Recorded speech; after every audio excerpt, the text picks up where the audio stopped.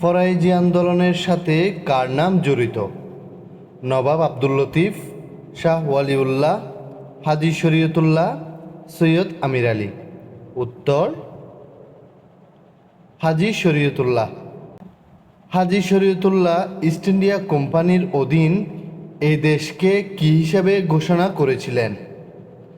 দারুল আমান, দারুল ইসলাম, দারুল হারব, দারুল ফারায়েজ। উত্তর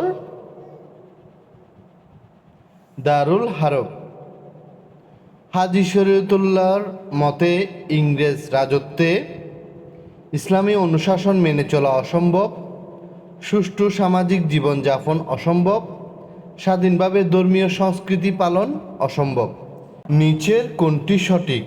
১ ও ২, ১ ও ৩, ২ ও ৩, ১, ২, ৩। উত্তর ঘ অর্থাৎ ১, ২, ৩।